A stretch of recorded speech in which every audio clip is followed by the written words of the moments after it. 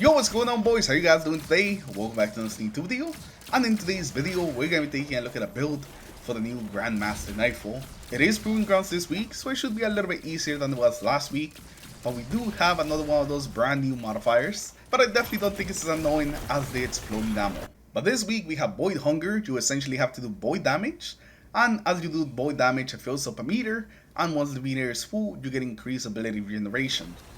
The main issue comes when you're not filling up that meter, because if the meter is not full, your abilities are going to have a reduced regen, and you're also going to be taking more damage from that type.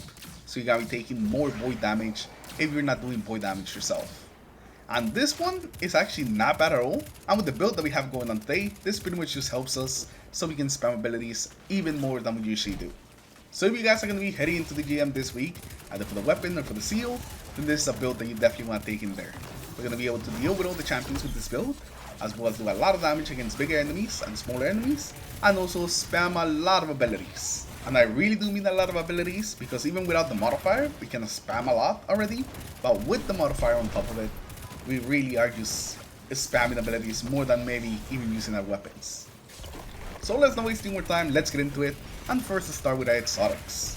So starting off with the exotic weapon, we're going to be going with the core of 1. This thing is amazing at dealing with bigger enemies, at dealing with just adds in general, since it has a lot of ammo, and it's also a void weapon. So pretty much anytime we're doing damage with this thing, we're going to be building up the meter for Hungry and Worm, meaning that we're going to be getting our abilities back faster. And this is also the main way that we're going to be dealing with champions, because of volatile rounds. We're already using a void weapon, so I just decided to throw some volatile rounds on top of it with our exotic. So even though the auto rifles are not an anti-champion weapon this season, volatile rounds will give us that anti-barrier so we can deal with them. And also it's just going to be good for dealing with adds or just dealing more damage to targets. Volatile rounds are just going to be pretty good. One thing that I do recommend is that you put on destabilizing rounds on this weapon as well, since this is going to give us an easy way to activate our exotic, the Falcon, and get the volatile rounds in the weapon.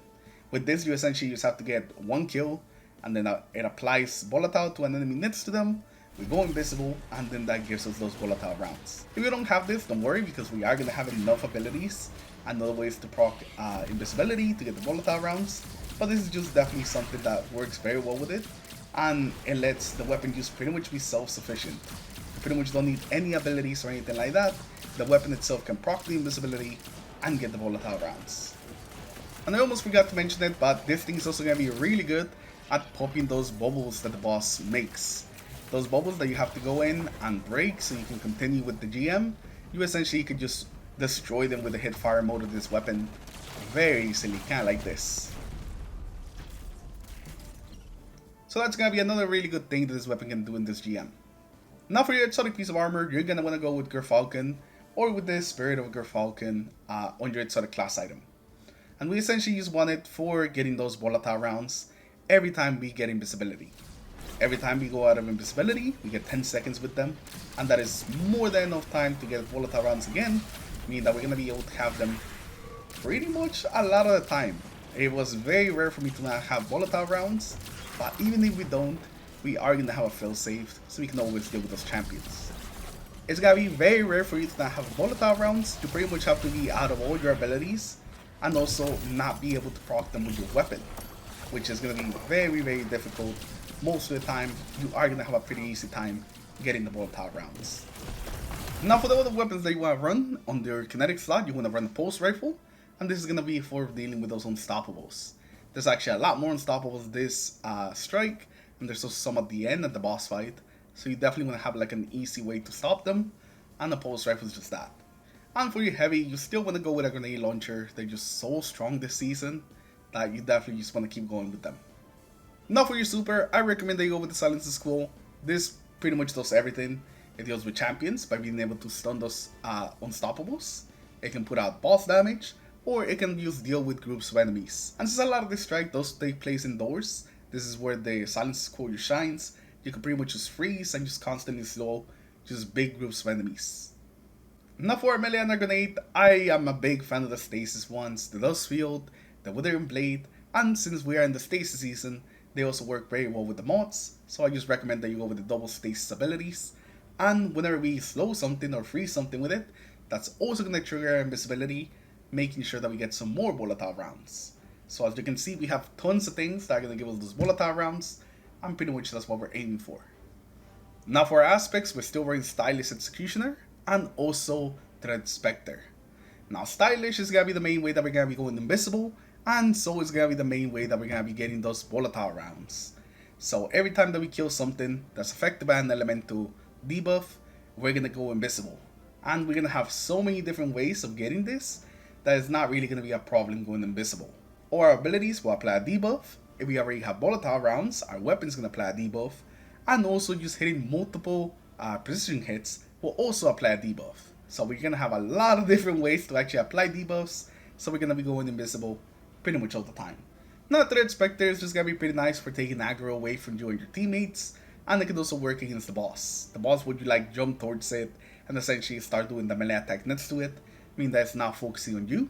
It can also mess around with the fireballs the boss throws, like they'll go after the Threat Spectre instead of you. So it's overall just gonna be another way to distract the enemies so they don't focus you or your teammates, and it's just pretty good. And since we're gonna be getting our abilities back just so fast, you definitely kind of just want to spam this thing. Now moving on to the fragments, first of all we're gonna have the faceted protection. You know it, you love it. I pretty much throw it in every build.